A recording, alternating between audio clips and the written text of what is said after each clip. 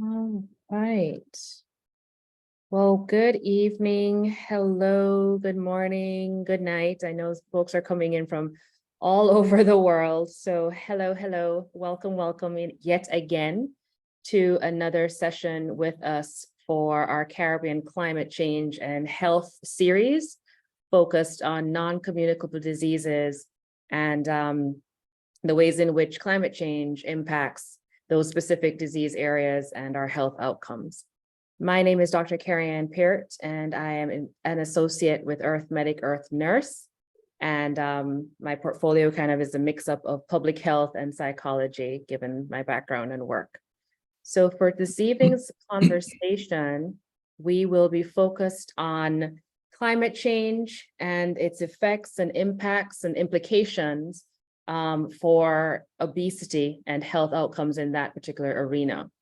And we have two guests this evening with us, Dr. Bill Dietz and Mr. John Stoddard, and they'll be presenting this evening for us. And then we'll have a showcase of some work group materials that we have been developing and the one away for the various topics. If you've been with us for the series, you know we've been doing lots of productions of information to share with you and test run later this year. So we will certainly have those pieces again for conversation later on as we go through. Haley, I'm not seeing the slide deck. I'm seeing a white screen, just so we know. All right. So I would definitely like to go ahead and again, thank our partners in this body of work. Columbia Mailman School of Public Health has been a great support and partner with us as we've developed this series. And we continue to do great work together, as well as with Healthy Caribbean Coalition.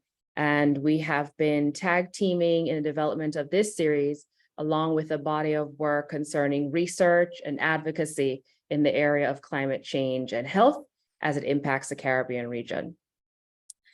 With that said, I want to highlight this evening's learning objectives for us, because what would a workshop be without learning objectives to keep you on task? Tonight, we want to go ahead and explain how the changing climate is affecting environmental and social risks to heighten vulnerability for diabetes and obesity throughout the Caribbean.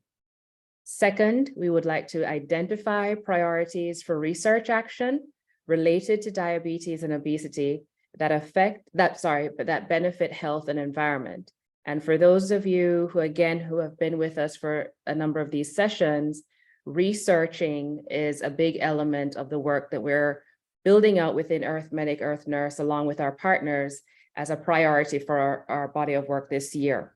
So you'll always have this research action agenda being developed as we go along.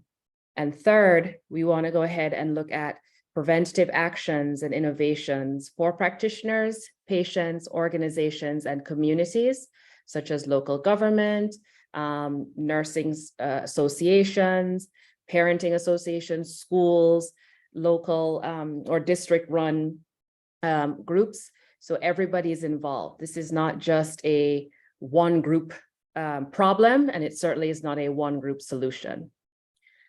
So moving forward, as I mentioned earlier, Dr. Bill Dietz and Mr. John Stoddard are our presenters this evening, and I'm going to go ahead and welcome in Dr. Bill Dietz, and I'll read his bio first so you know.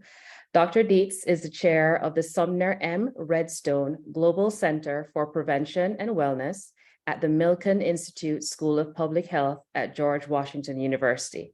That's where I graduated from with my master's, so GW holds a warm spot for me.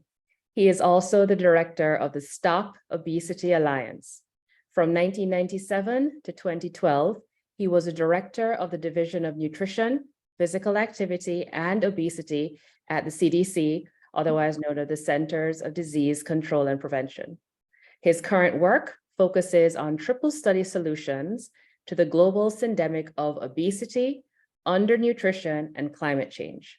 So welcome, Dr. Dietz. You can take it away. Thank you, Carrie Ann. Oops, same thing is happening again. Let's see. Here we go.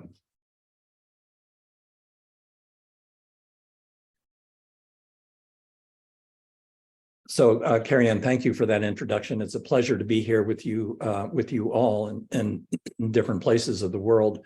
I want to share with you tonight the issue of climate change, which I think is a critical and urgent issue and threatens the future of both human and planetary health. This slide shows let me just reduce this group of people over here. This shows the rise in global temperature since about 1950, and you can see that there's been a steady increase, and that's continued. The effort is to limit that increase to 1.5 degrees centigrade by 2050. And I think we're still a long way from that goal. The U.S. is a major offender in the release of greenhouse gases. About 10% of our greenhouse gases come from agriculture, about 30% from fossil fuels, and about half of that is car use, and about 8% from food waste. In contrast to the rest of the world, in which these numbers are actually reduced, 20 to 30% of greenhouse gases in the rest of the world come from agriculture, about 10% from fuels. Food waste is about the same, but it's a different type of food waste because it occurs in the fields and on the delivery side rather than on the consumption side. Oops, the next slide. The next slide shows just the global burden of obesity, undernutrition, and climate change. And you can see in this red line, this shows the changes in the prevalence of obesity, and you can see that it's gradually increasing. Nowhere in the world is there a mitigation or a plateau of obesity rates. In contrast, you can see a much slower decline in the prevalence of undernutrition. And over here, we see the costs of these diseases, that obesity affects 2 billion people worldwide and costs $2 trillion per year. Obesity, as you know, is the major driver of diabetes, which affects almost 500 million people worldwide and costs $1.3 trillion per year. And perhaps you saw the April issue of the Lancet Diabetes and Endocrinology, endocrinology issue, showing increases, particularly in type 2 diabetes, which are double the rate of increases in type 1 diabetes in children and adolescents. About 150 million children are affected by stunning, and worldwide, 815 million people suffer from chronic undernutrition, which includes micronutrient malnutrition. Malnutrition in all its forms is about $3.5 trillion per year, and climate change now affects about 5 to 10% of the world's GDP. So in 2019, the Lancet Commission published this study of the global syndemic of obesity, undernutrition, and climate change. Boyd Swinburne and I were the co-chairs of this publication and the commission. And we concluded that the pandemics of obesity, undernutrition, and the effects of climate change represent a syndemic. They cluster within populations, they interact at both biological and biosocial levels, and have adverse impacts on each other. There's a synergy, a negative synergy between these problems, and that large-scale social forces foster this clustering and have a disparate impact on marginalized populations. And that's as true in the developed world as it is in the underdeveloped world. So here are some of those interactions. We can see that already obesity, stunning, and food and nutrition insecurity, by which I mean the diet adequacy, affect the same children and the same populations in low and middle income countries. That beef production, methane and nitrous oxide emissions, and red and processed meat consumption foster obesity, diabetes, cancer, and cardiovascular disease, and also raise greenhouse gases. And increased greenhouse gases from high-income countries reduce crop yields and the micronutrient content of crops, which in turn contribute to food and nutrition insecurity, as well as undernutrition in low and middle income countries. This shows the impact of climate change on food and nutrition security and undernutrition. So on the left-hand panel, you can see that increased greenhouse gases cause a 7% increase in the absorption of water vapor per degree of centigrade. And this accounts for some of the major hurricanes and also the atmospheric rivers that affected California. In turn, just the rise in global temperature increases evaporation, which contributes to drought. So these changes in greenhouse gases contribute to global warming and relate to the increased variability of weather and the catastrophic weather events. And in turn, these reduce, as well as the direct effects of heat, reduce crop yields and also reduce the nutrient content of crops, which in turn lead to price increases, which contribute to food and nutrition insecurity and undernutrition. And the same thing is happening in the oceans. As the oceans warm, the water vapor increases, altered fish catches are altered, and there's an altered nutrient content of the fish harvest. So these are the effects of increased greenhouse gases, and I want to walk you through the next changes and how these are actually expressed. So this shows the contribution of the agricultural and food processing systems to the global syndemic. And in the center, we have here beef and dairy, which generate methane. And methane is a major greenhouse gas that has the effects of methane are 80 times those of CO2. The nitrous oxide from fertilizer also increases greenhouse gases. And nitrous oxide is 250 times more potent than CO2. And so the production of beef and dairy generate not only the methane from cattle, but also the fertilizer that's used for the crops that feed the cattle increases greenhouse gases. And this accounts for about 90% of the US contribution. In turn, the increased beef and dairy consumption foster obesity, diabetes, cardiovascular disease, and colon cancer. The drivers for these changes are cultural norms. There's a high demand for beef, and it really does not appear to be changing in a major way. These systems are sustained by commodity crop subsidies for the production of corn, which feeds the cattle. And in turn, there are price supports for beef. And most of all, there's political power which contributes to policy inertia. That political power comes from the fact that in the US, 85% of cattle production is driven by 4 companies, and they're very powerful international companies. So what can we do about this?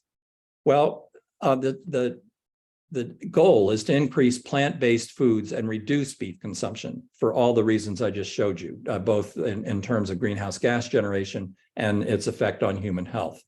One strategy is to increase the externalities and the costs of food, because those effects of environmental degradation and disease are not calculated as part of the costs of meat consumption. We could redirect the substantial subsidies that go to agriculture for commodity crops, like fruits and vegetables. And importantly, we need to think about communication campaigns to change this panel of that drives beef consumption. So a recent study looked at the kinds of arguments that might persuade people to change their beef consumption. And they looked at the effects of, if they messaged the effects of beef consumption on climate change, and compared that to the effects of beef consumption on health, and compared that to animal welfare. The most powerful argument was about the effects of beef consumption on climate change, to change beef consumption. So those kinds of communications campaigns are essential if we're going to turn the corner on this. The other side of this is transport. So we know that physical inactivity contributes to obesity, and car use in turn contributes to physical inactivity, and transport and urbanization, as I mentioned, elevates greenhouse gases, which promote climate change. The drivers of these interrelationships is that in urban areas, structural racism impacts employment distribution. Neighborhood design is not in many places designed for walking or biking, but for car use. And cheap fuel, supported by the fossil fuel lobby, contributes to increased driving. So increased taxes are a potential strategy for reducing this reliance on cars. And as we saw, there are multiple potential triple duty actions that relate to modal shifts in transport. So part of that comes back to the structural racism that fosters community design, in which doesn't connect people to jobs in an easy way. So we need to redesign that infrastructure to support physical and public transport systems. And one very powerful way to decrease reliance on cars is to increase the gasoline tax. But again, there are very powerful lobbies that are against that. But the net effects of these changes would be to lower greenhouse gases for motorized transport. The increased physical activity and less sedentary time would reduce the rates of obesity and other chronic diseases. And the cheaper transport and access to healthier food and employment would address the whole issue of undernutrition. So how do we do this? These are massive changes that are expected, and it's critical to build political will. And I believe that begins with an initial focus on what we can personally change, our own habits of car use versus public transport, or alternatively bicycle and walking. We can change our meat consumption, and the substitution of chicken for beef produces amazing reductions in greenhouse gas emissions on a personal basis. What if we can extend that to populations? How do we change our institutions? Institutions like the George Washington University or your hospitals have policies of procurement that probably don't address sustainably produced foods. And they probably also don't address the issue of waste. And remember that waste, and particularly plate waste, accounts for 8% of greenhouse gases. Developing common targets and local coalitions is critical. This is organization at the grassroots level. And finally, in the next two slides, I'll share with you the large P policies, which are municipal and federal. So how do we act within cities and municipalities? Well, as I mentioned, we can invest in infrastructure for physically active transport like bicycle use or walking. We need to build urban food systems for resilience, health, equity, and environmental sustainability. This is where procurement policies play a major role. And here in DC, we've passed a healthy green food amendment, which increases the purchases of sustainable food by 25% by 2030. There are international networks of cities that can share resources and innovative strategies. These are almost exclusively very large cities, but one strategy that could affect the Caribbean is to build local networks. And I think that John will explain some of this and point to opportunities in the next talk. Importantly, though, we need to nurture community coalitions to foster grassroots change and to advocate for supportive national policies, local and national policies. And at the national government level, it's critical that we reduce the influence of commercial interests in policy development. There are major barriers that are posed, and increase the roles for civil society. And I don't know enough about the policies related to procurement in the Caribbean, but in your hospitals, I think that there's an opportunity to purchase healthier foods and at the city level to purchase healthier foods that will feed kids in school and prisoners and other people that depend on cities and federal government for food. We need, most of all, to reorient business models for people, the planet, and profits. Currently, the emphasis is just the opposite of this. It's profits, planet, and people. And in order to do this, we need to reduce the externalities, the excess costs in food, which are not reflected in the true costs, and redirect the subsidies which exist at the federal level for the production of healthier products. We need to provide clear information on the health and environmental effects of products to consumers, communication campaigns at the local, state, and federal level. And finally, we need to have metrics that allow us to monitor progress and accountability.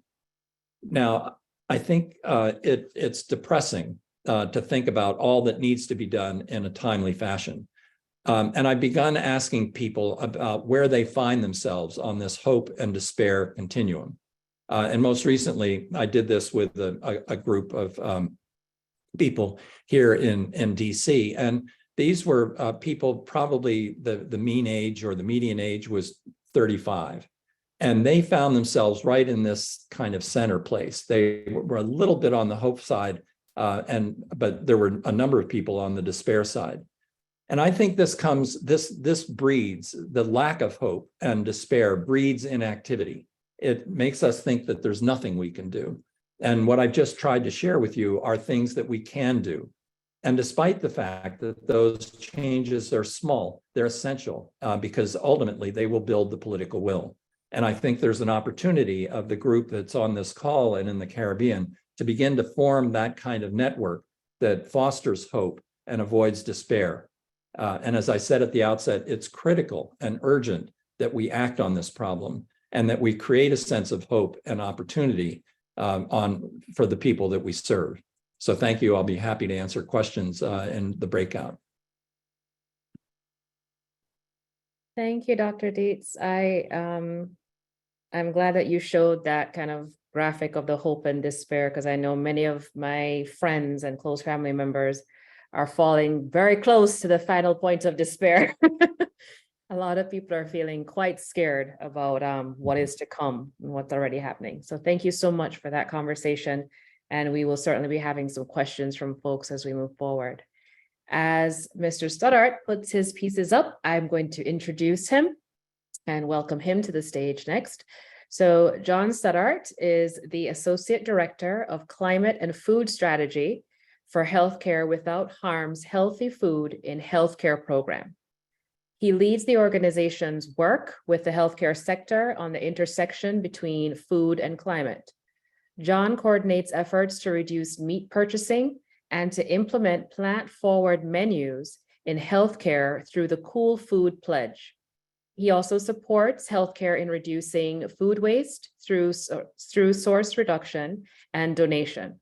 He earned his Master's of Science from Tufts University's Friedman School of Nutrition, specializing in the Agriculture, Food, and Environment program.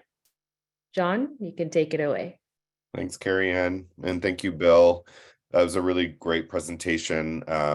Really interesting to see the way the problems we face are interconnected. And I appreciate that hope, despair, continuum you showed as well. And hopefully we can provide a little hope in this part of the presentation, because there is some great work being done by healthcare all around the world. So I wanted to start with so I can advance my slides. There we go. A little bit about me. I'm calling Sorry, in John, here. one quick thing. Yep. You can flip out of the mode you're in, because we're seeing both your notes and the slide deck. We're seeing both sides. Okay, Yeah. one sec. Sure. That had worked before. Mm-hmm. Sorry, everybody. That's all right. How does this look? That's the whiteboard. Now I don't see anything. Okay.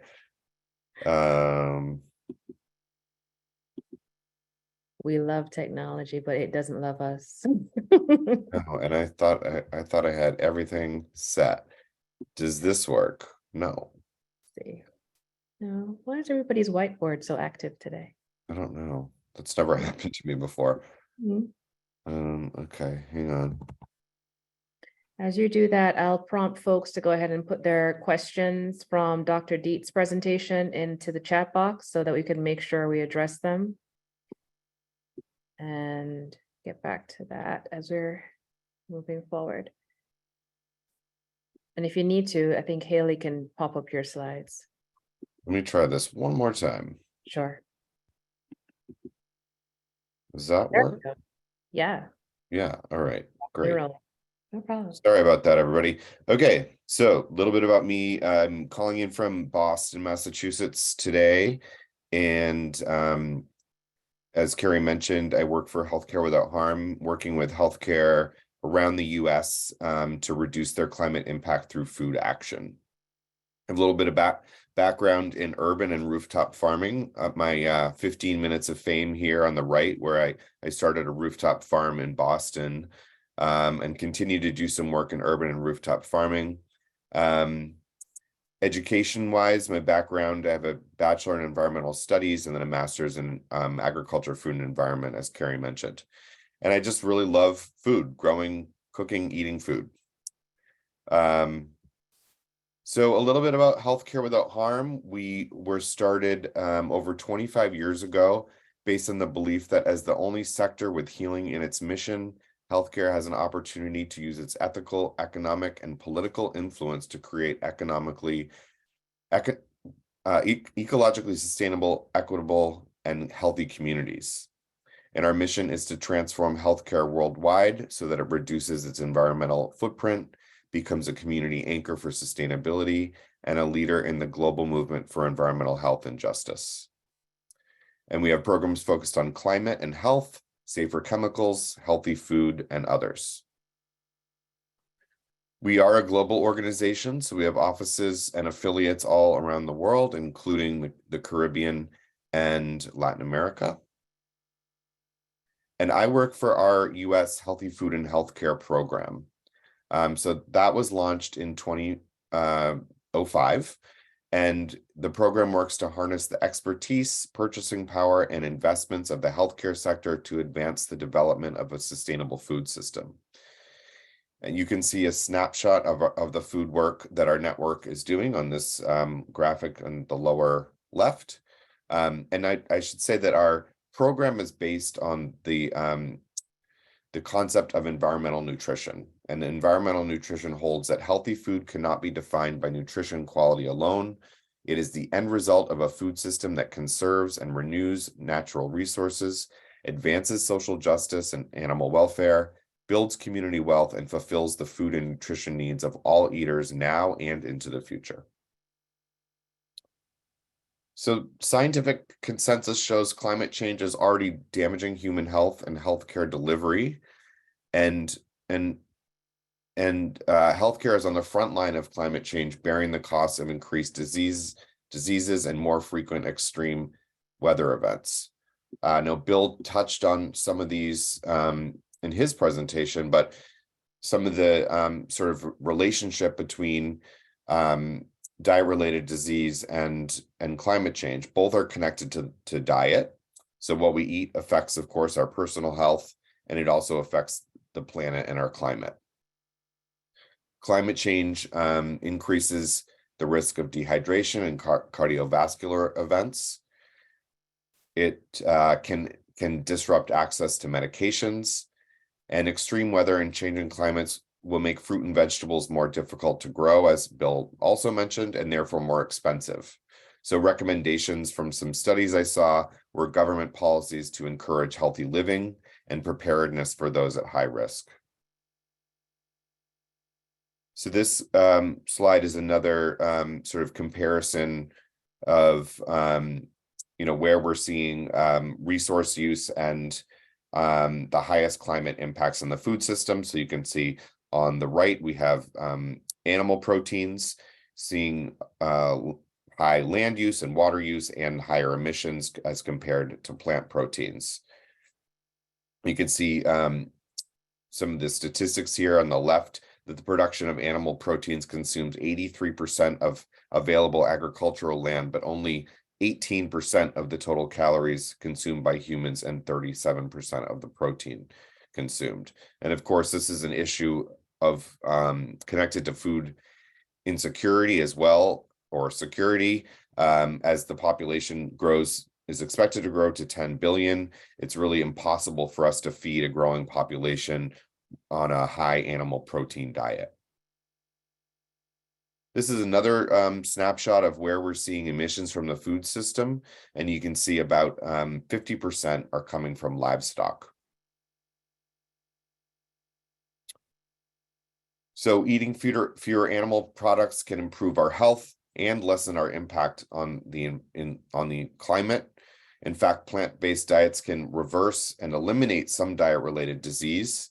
I don't know if folks were aware of the mayor of New York, who famously said that he switched to a plant-based diet and made some other lifestyle changes and reversed his diabetes diagnosis. And he's currently leading changes among the school system and the public hospital systems in the city as well. And I'll read this quote from the Permanente Journal that research shows that plant-based diets are cost-effective, low-risk interventions that may lower body mass index, blood pressure, and cholesterol levels, and that physicians should consider recommending a plant-based diet to all their patients, especially those with high blood pressure, diabetes, cardiovascular disease, or obesity. Studies also underscore the importance of our global food system in addressing climate change. So these on the left, you can see a 2020 article from Science, which is basically saying, even if we addressed all sectors of the economy and met those targets, and we did not address the food system, we would still go over our climate targets. This study from Nature Climate Change on the right also essentially says that our food system could take us up over our targets alone. And this graph I included from that study shows different food mitigation strategies, and the one in green is diet. So a pretty powerful effect if we could move our diets away, particularly in higher income, higher animal product consuming countries, away from animal, or at least lessen the amount of animal products we eat. And I wanted to read a quote from this study, the Nature Climate Change study. It says, previous studies have found that there may be synergies between actions associated with improving health and those associated with reducing greenhouse gas intensity.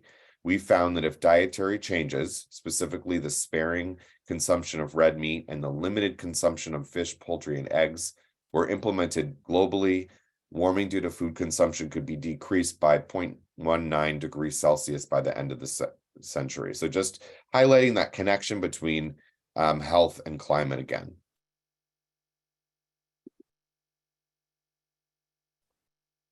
So the healthcare sector is itself, of course, a contributor to climate change. And those in our network and Practice Green Health and Healthcare Without Harm are addressing their Scope 1 and Scope 2 emissions. These are different classifications of emissions in healthcare, by building energy efficient buildings, capturing waste and acidic gas, and seeking alternatives to fossil fuel for energy use.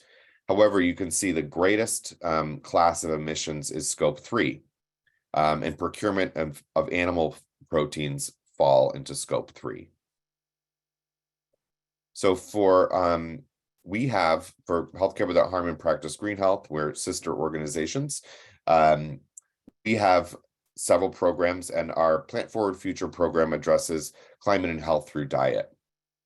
So in my role, I advise hospitals in the US on how to implement plant forward menus successfully. And we do this, of course, because hospitals feed a lot of people and their purchases can have a big impact on climate, but also because they can model climate-friendly eating to the folks that they serve. And so the primary thing I work with on hospitals is how to make plant-forward eating approachable to diners. So what does this look like? It can look like it has a lot to do with marketing and framing. So the importance of the words we use, what we call a dish, for example. So I want to show you a few things. This is from the World Resources Institute. This upper right graph here shows how just changing the name of a dish affected its sales. Same dish, different name. So just the importance there, underscoring of what you call something. Again, from WRI, underneath that graph, you see these do's and don'ts around marketing plant forward. So they recommend don't use meat-free, vegan, or vegetarian. The reason for that is a lot of people, they're almost like identities for people. So people see vegan, they say, I'm not vegan, that's not for me. So just including it, talking about it as if it's delicious food. It's pretty simple marketing. And then over on the left here, I find this really interesting.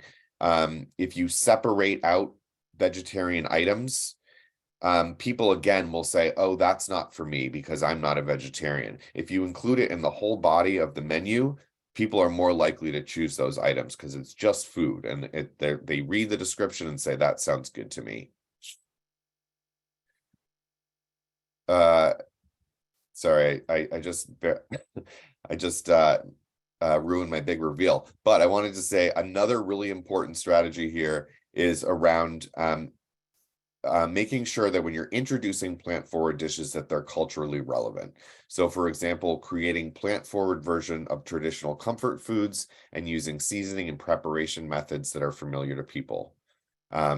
Plant-forward eating is not a new concept to many cultures, and there's really a wealth of traditional dishes to follow that philosophy. And now here's my big reveal, like doubles. So when I met with folks to discuss this webinar initially, I was told about doubles, which I had never heard of. I looked them up, they sounded delicious, and I decided to make doubles. So I made doubles several weeks ago. They were great. And then following making doubles, I had a couple different coincidental meetings of folks from Trinidad. So first, a few weeks or a week after making doubles, I met this gentleman, Rohan. I was volunteering at this Boston Medical Center rooftop garden here in my city. They grow food and they have a preventative food pantry, and a lot of the food will go to that pantry. So people have access to this really healthy, organically produced food that was grown right at the hospital. They also have a teaching kitchen where they're teaching folks about how to use the produce that's in the pantry. So Rohan works at the hospital. He told me that he's a hot sauce maker. He grows his own peppers.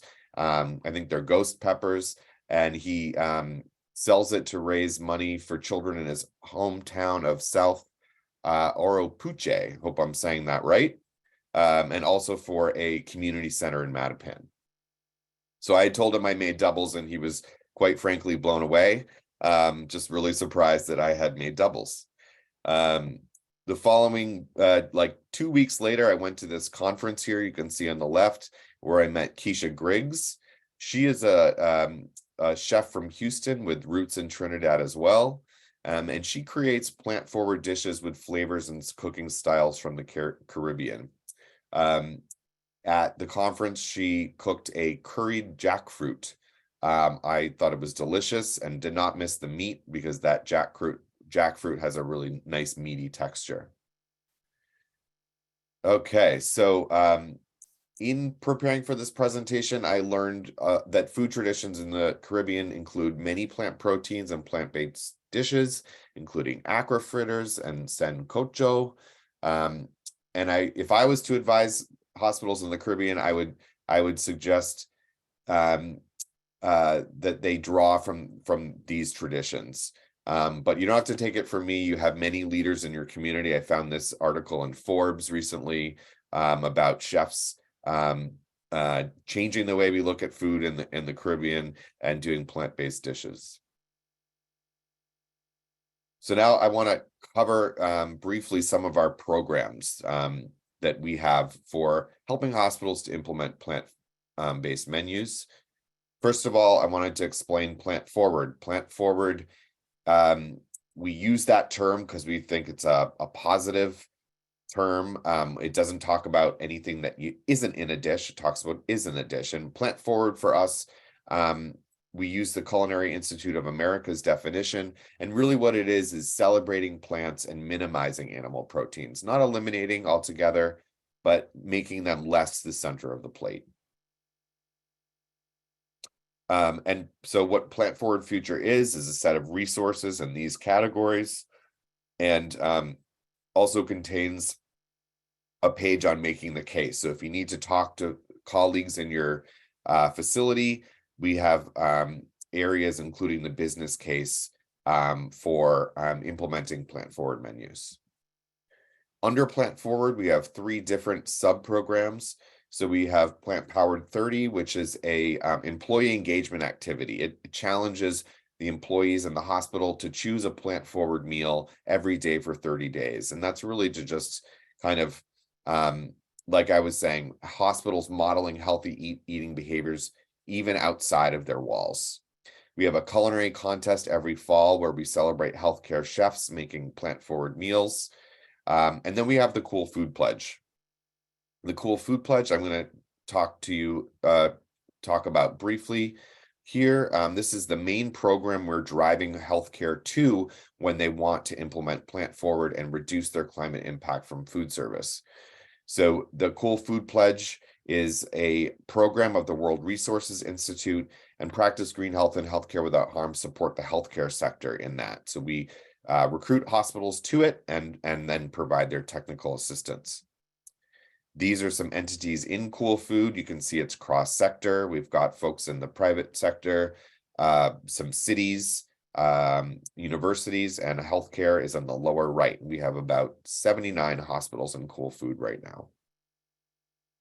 And I should mention the Cool Food cohort represents 3.5 million meals per year. So pretty big impact so far.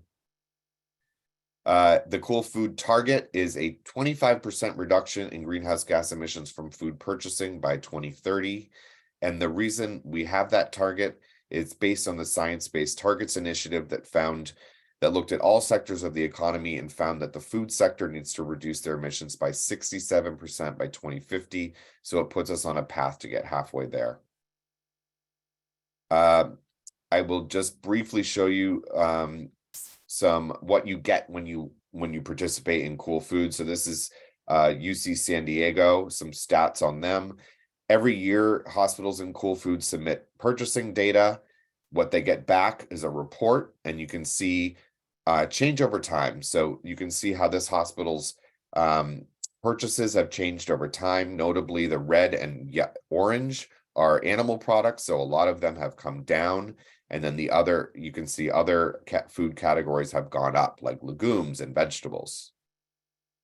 Next to that, you will see how their emissions have been affected. So you can see here, this hospital achieved a 25% absolute reduction in emissions by making changes to their purchases. So these are real changes you can see. If you enroll in Cool Food, you can actually see that you are making a difference. So when we get back to Bill's spectrum there, this can give you a little bit of a sense of hope.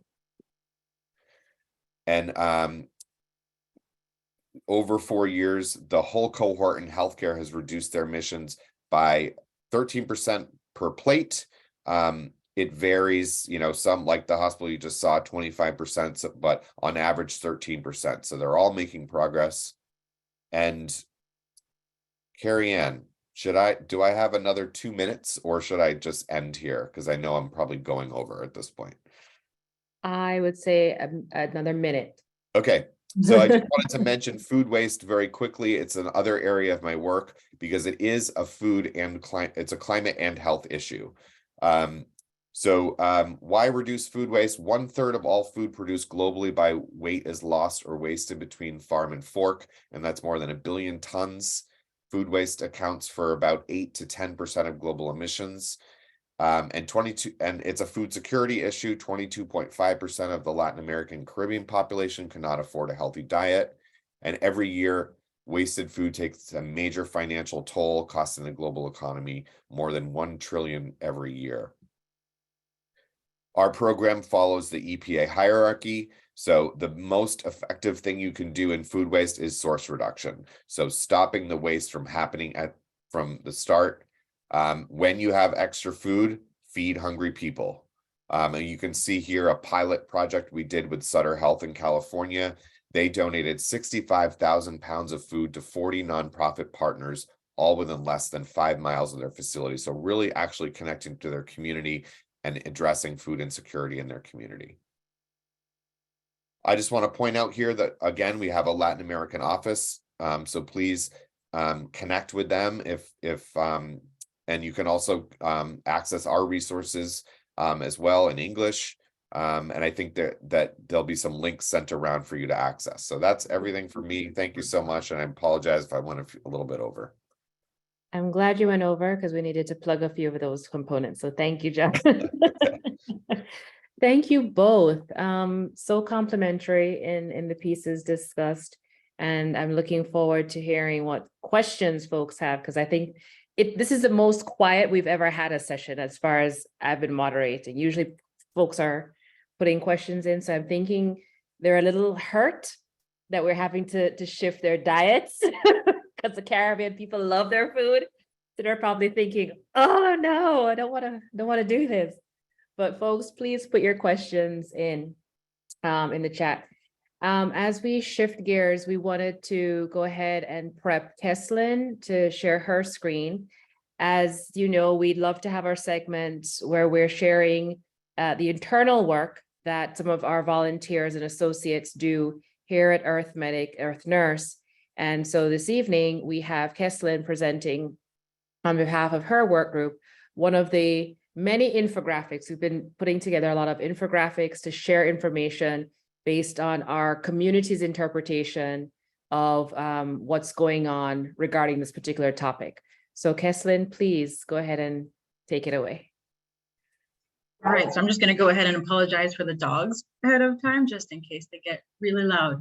So as Carrie Ann mentioned, we have work groups attached to our webinar series, and our responsibility, our task has been to come up with information. So work products that's going to explain all of the things that you guys are seeing or that we get from the different sessions. And the reason why we find this very important is because, as Dr. Data said, in being very hopeful that we can make a change for the future, we believe that education is a large part of that. And so training and sharing knowledge is very important for us. So as we have here, what we have done here is we've created several things. So we've looked at videos, we have also looked at posters, we've looked at infographics of varying sorts that are going to help us to share information from the sessions that we've had here. So here we have our first poster where it's discussing climate change and diabetes. And what we have done, we're looking at either communities or we look at healthcare professionals and try to figure how can we make that information very concise to share with the public and give them the things that they need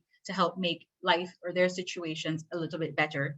So here we're talking about the brief information, just giving an overview of what climate change is, its interrelation with diabetes. And we've chosen to focus on this one particular NCD because in the Caribbean, diabetes has such a heavy burden, and we are looking at being, the region with the highest number of diabetes, the second largest. And so these things are very important for us. When we look at where the burden lies for obesity and for diabetes and a lot of the non-communicable diseases, it's within low and middle income countries and very prevalent among Latin America and the Caribbean.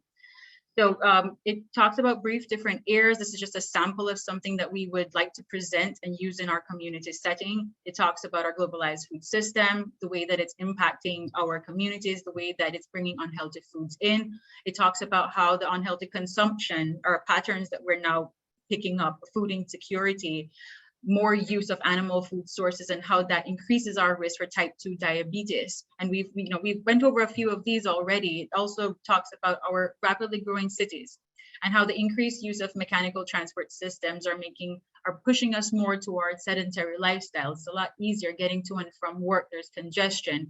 And so all of these we know that are damaging to our health in the long run. Now, as we have more number of people getting sick, we have an overwhelming of our health systems because they're trying to catch up with the rest of us, right? And so that, again, will push our health system more towards a higher carbon output. And of course, with the worsening climate change, we have possible changes to agriculture, health services, access to medication, access to general health services. That's going to worsen chronic illnesses among populations because of their disadvantage and not being able to access those services. So we've focused a lot of our work products towards what the individuals can do or what practitioners can do, because we want to have them involved in this step, that it's not just a higher policy thing that they're, figure my government's going to figure it out. So we want to focus a lot on what can I do?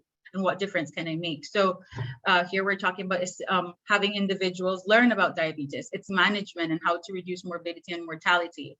We're talking about reducing our dependence on heavily processed foods. So that's cutting out a bit, cutting out the beef, moving towards more plant-based diets. That's going to be better for us health. It's better for us as an individual, as well as our environment. Also, we are focusing a lot more on active travel. So that's biking, cycling, walking, so that we can use less of those mechanical transport systems. Also considering greener alternatives. Recently, like here in Belize, there's a lot of talk about using electric buses. And so this is a good thing for us. Of course, there's a lot of other things that need to be put in place, but it's a good step forward for us to improve as a country as well. We want to look at prioritizing work life. Everything's been very stressful over the last few years, and we understand a bit of what stress does to the body and how it can also push us towards poor lifestyle habits, as well as pushing us towards, very stressful times where we're staying home, we're working more, and we're not getting active. And so that does have long-term consequences as well. And of course, one of the bigger ones, as we heard in our previous presentation about the small p, is we want to make sure that we're advocating for the policies that benefit both human health and the environment. So that's listening to your local news to hear all this information, being very well contacted at international news so that you know what is happening and so that you are aware of it and you can help to make a change in your communities. So for a lot of our previous sessions, we've done work products such as these. We are hoping that as we head into the latter part of this year, we could get some feedback from our groups and be able to improve these and have them shared in our community settings. And of course, if you have any questions with this current work product, feel free to ask them in the breakout session. We encourage all your feedback. Thank you. Thank you, Keslin. As always, always so great to hear from you and to see the products. We have a whole series, a whole catalog of products that our work groups have developed, and we will be piloting them in the coming months once we're finished with this series, to just make sure that they are applicable and relevant. As much as we are Caribbean people, we represent but a segment of our region, and we need to make sure that what we put together will work for everyone, right? Or as many people as possible. So as we transition, I wanted to see, there's some questions I know that popped up here before we go into our breakout sessions. And I saw, okay, Louise, I think it was, said, what additional research might support uptake of this important information to help people make the transition to different dietary choices? I'm particularly concerned about the impact on people with cultural attachments to food and how to support their dietary modifications. John or Bill, you want to take a stab at that? Well, I'll start, and I'm sure John has things to say about this as well. I think that it's how we frame this problem. And as I mentioned, the study that was in the Journal of the Academy of Nutrition and Dietetics, people are more likely to respond to changes in diet for climate change than they are to change their diets for obesity or perhaps even diabetes. So the changes in diet for climate change could be considered a stealth intervention, that people are saving the planet, and at the same time, without really meaning to, they're changing their health. So I think that this whole strategy of communication is not by itself going to be enough, but these other changes, like those that were just mentioned, related to physically active transport and increases in plant-based foods, is going to make a difference. Sure. I mean, I would say I mentioned some ideas around sort of looking to your culture and taking a comfort food that folks like and making a plant-based version, or reducing meat. It's not about elimination altogether. There are higher as Bill had pointed out, ruminant meats like cow and lamb are higher impact meats. So maybe trends, taking a look at your menus and saying, where can we reduce beef on the menu? And maybe replace that with plant forward options. Your chefs are so critical. I mean, when I work with healthcare, if the chefs and the food service staff that are actually preparing the food aren't on board, it's not going to be successful. You need folks that are ready to be creative, offering samples, and really focusing, like I said, not focusing on, hey, we've taken away your meat. No one wants to eat what's been taken away from them. Like, that is not great messaging. It's really about what's in the dish. So you celebrate how great, it's local food. We've got, whatever is going to make a dish sound really appealing. That's how you sell it, because it's really in the sale of it that's going to make it successful.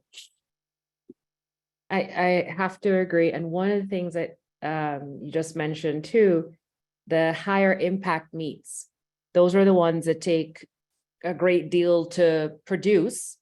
And ironically, they also take a great deal to digest. And people don't pay attention to that. And then the whole factor of how your digestive process can speed up your aging process.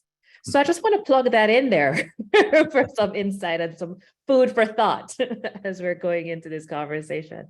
But the irony is not lost on me. That's very interesting there too. All right. So one more comment I wanted to point out before we get into breakout.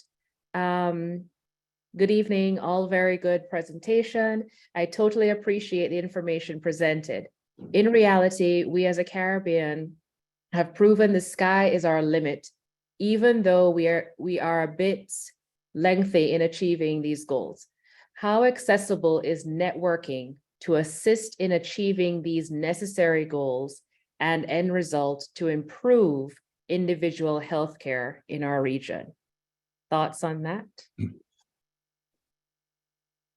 Well, I think the people who are listening to this presentation and who are on this Zoom are the people who need to supply those answers. This is not something that people outside of your culture and your countries can do for you. Yeah.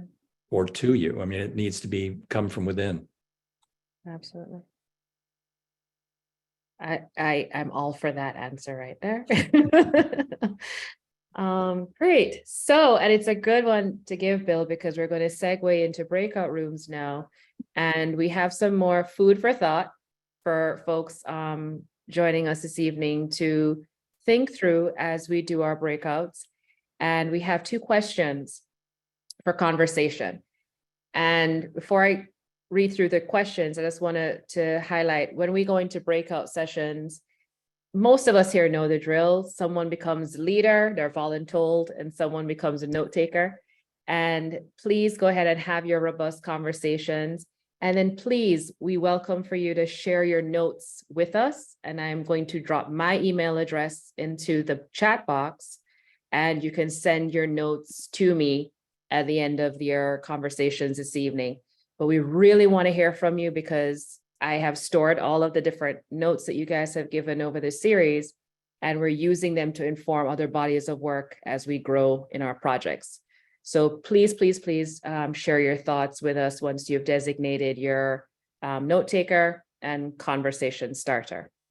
So the questions for tonight in your breakout: first, how feasible would it be to shift to more plant-based meals within your community, right? Be specific to your community, given the accessibility to markets for fresh fruits and vegetables within your space.